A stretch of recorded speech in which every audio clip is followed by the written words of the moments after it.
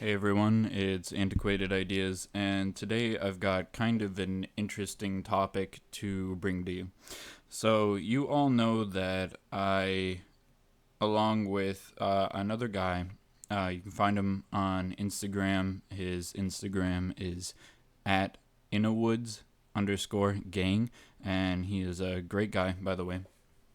But, so, as we discussed eco nationalism as an ideology, and we both have writings that we are continuously working on.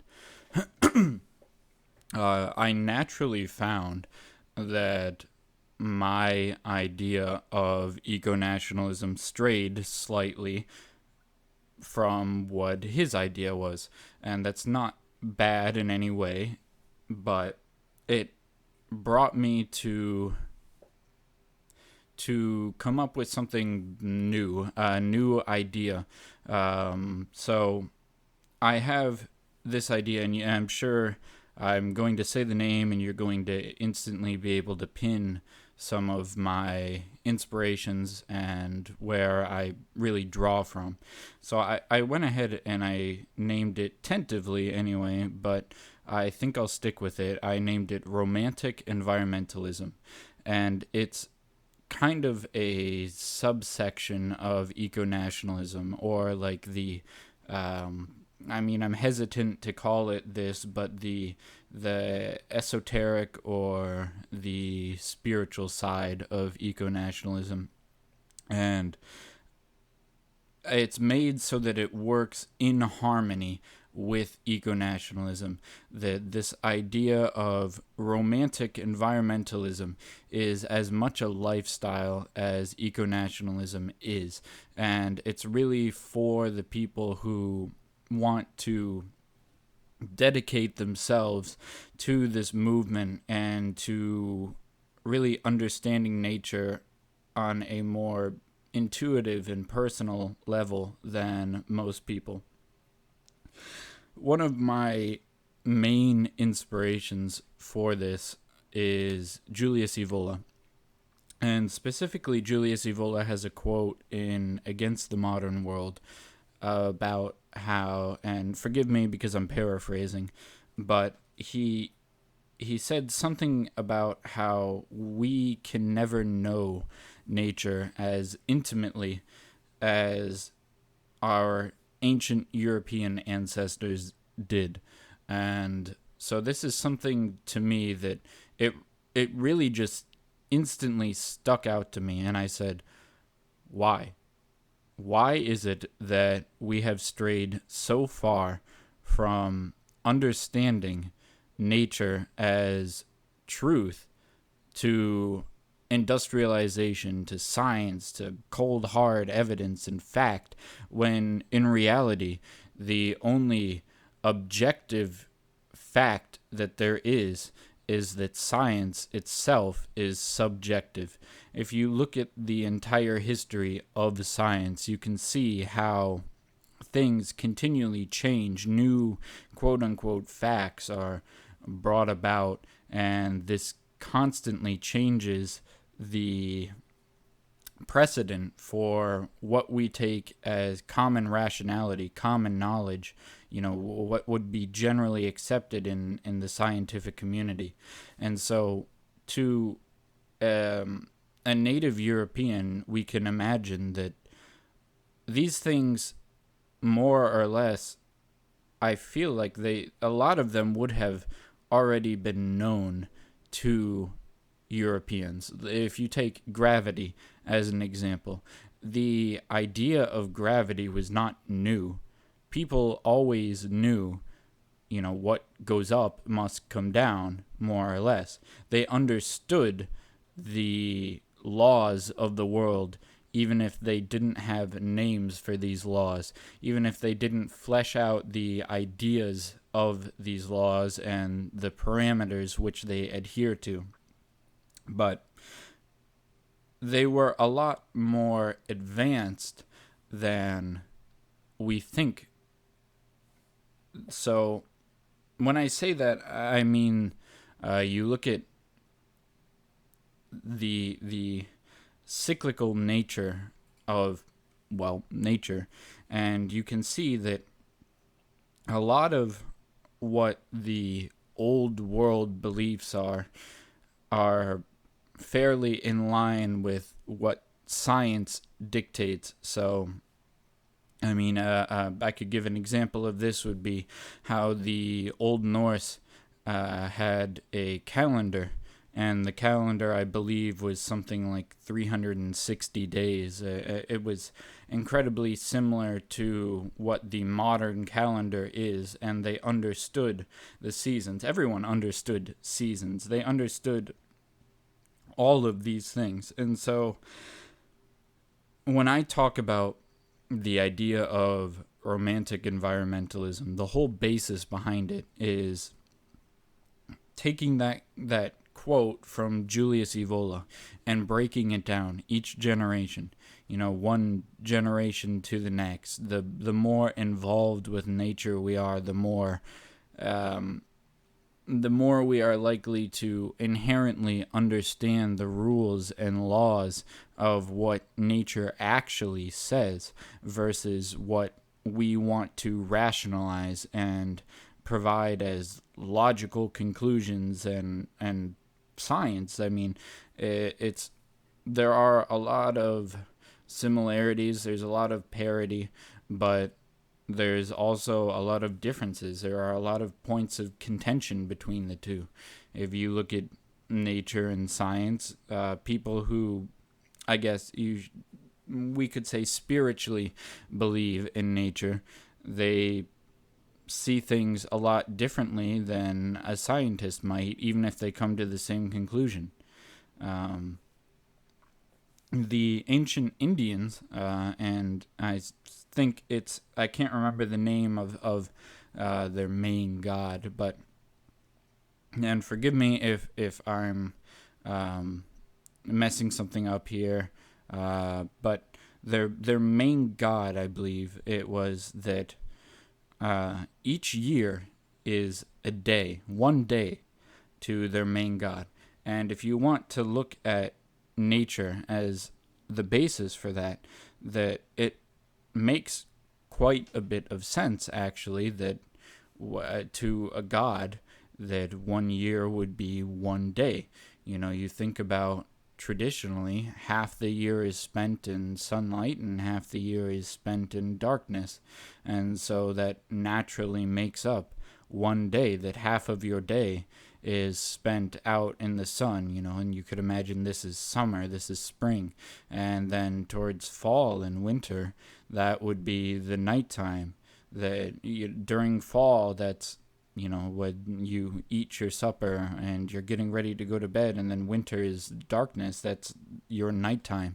And so really half of your day is spent in the darkness and half is spent in the light. And so this is really reflected through their religion and possibly even through ancient European religion, although I'm not a scholar on this subject. That's really not something that I want to get into. Of course, everyone is welcome to do their own research. I have done a lot of my own research as well to come up with these ideas. And so they're not totally baseless, but also romantic environmentalism is kind of an excuse to look at the world the way that the ancients might have. If you look at ancient Greek philosophers as an example, having an opinion and seeing a logical truth was entirely acceptable. There might be different schools of thought and there might be different truths to each different person, but that was acceptable.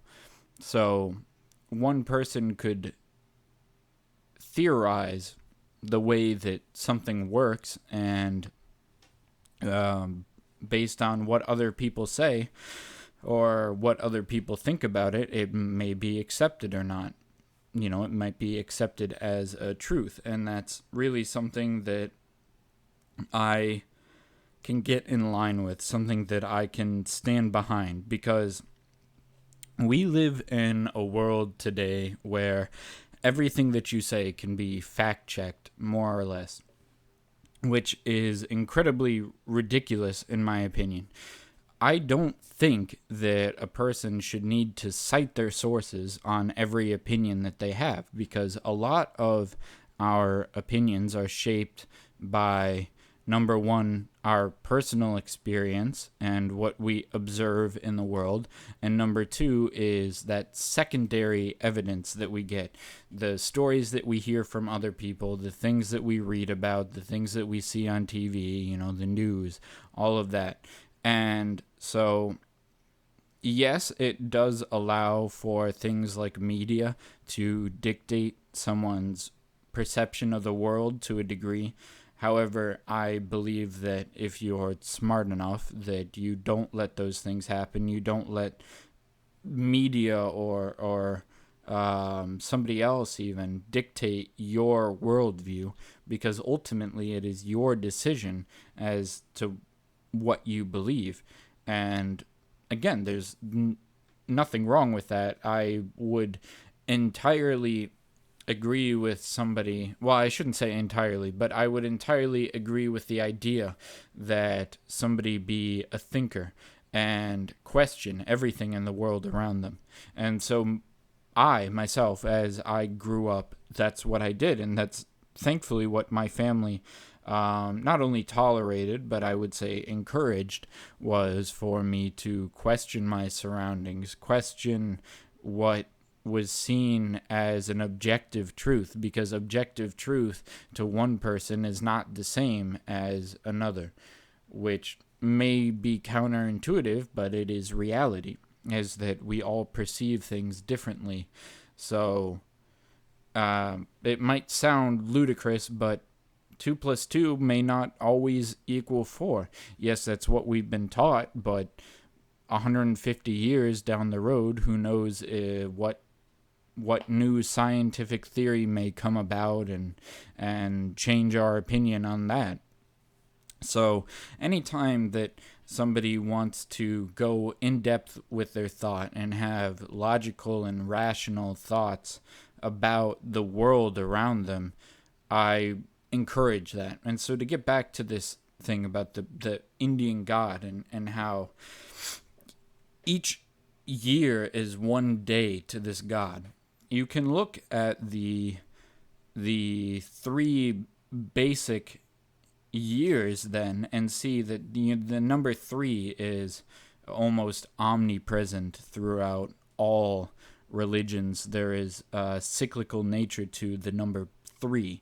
And so, first of all, I want to just give a disclaimer that I am getting into the spiritual or religious aspect of romantic environmentalism, because I truly believe that romantic environmentalism is a spiritual movement to a political ideology.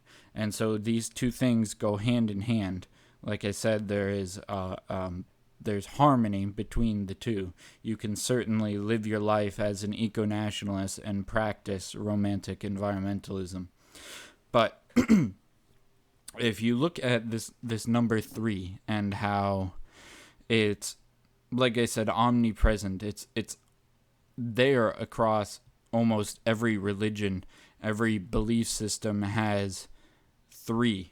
It's the prime example of a cycle is the number 3. And specifically, I think that the number 3, and this is something that an ancient European or whoever else maybe would understand more than someone today, is you take a look at the generations of people, and traditionally what you would have is your grandparents would live with your parents, and then there would be you. So you have 3 generations. You have the old generation, what is not quite the current generation, but it's your parents, and then you have you, which is the young generation. And so you can see in a lot of the world how every 3 to 4 generations, there is a major change as the old generation dies off and the young generation rises to become the current generation. They give birth to the next generation, and on goes the cycle of life. And as such, it is called the cycle of life. So this idea that a God sees each year as a day kind of reinvents the idea of what we see as a week, because you're looking at each generation being in these sets of 3. So every 3 years, then you could theorize that something is going to occur, or every 30 years, or, so on and so forth. And I really think that type of outlook on life is underrepresented, and it's very, I wouldn't say it's looked down upon, but it's certainly not taught. You're not taught to look at nature the same way that an ancient may have. And what's very interesting to me is that a lot of the ancient Europeans share genetic heritage with,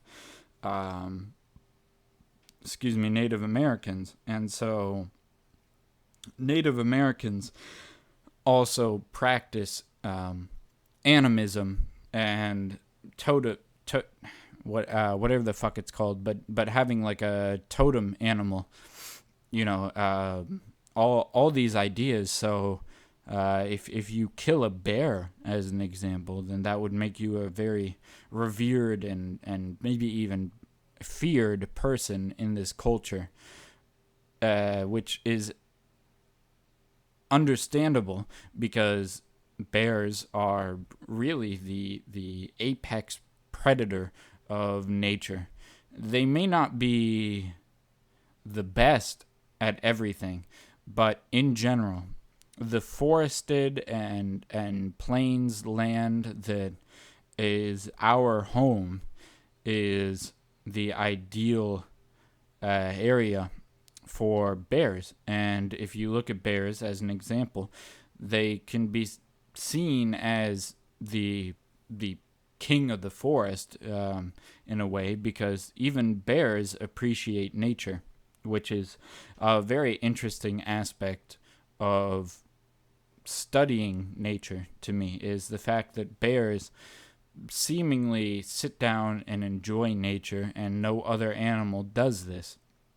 So this is why I say that whether you believe in Islam, Christianity, paganism, what have you, that this idea of romantic environmentalism still plays a part, because it's trying to get back to the ancestral understanding of nature.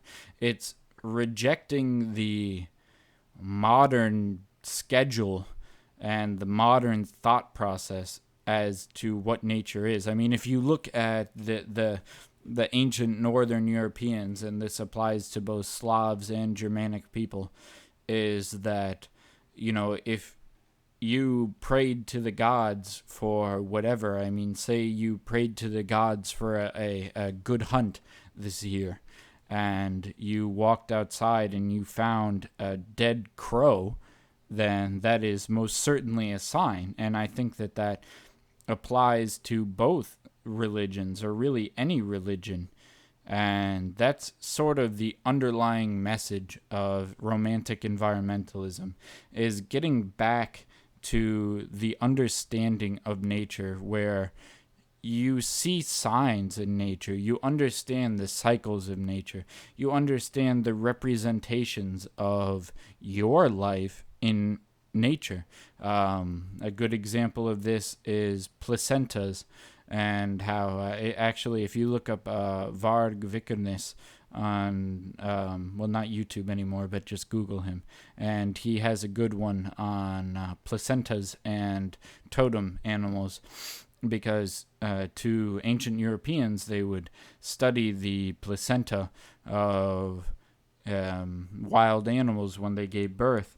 And so this is how your child's totem animal could be established, is because human placentas come in a lot of different shapes. And yes, it sounds kind of disgusting, but also you think about totems, you think about placenta and the involvement in birth. And another question that arises is,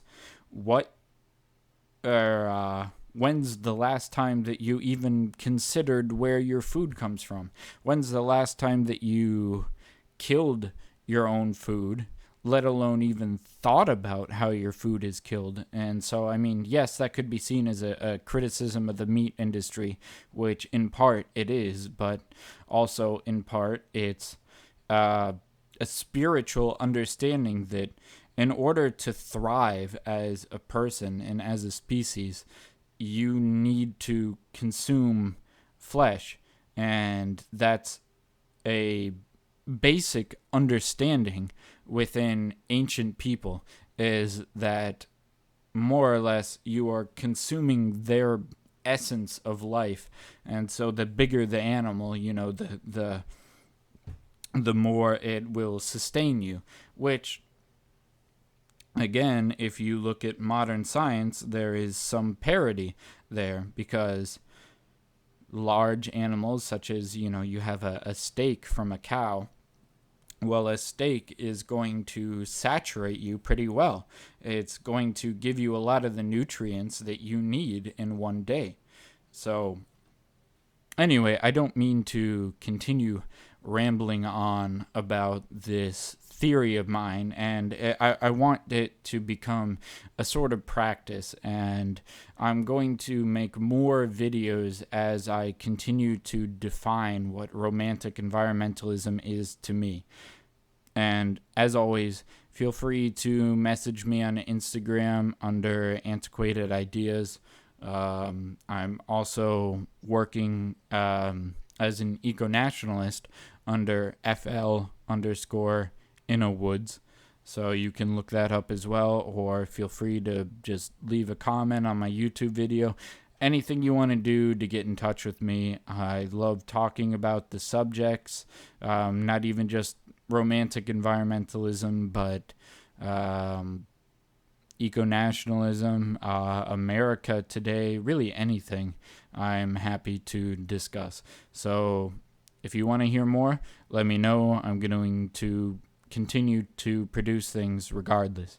Anyway, thank you for listening. Have a good night.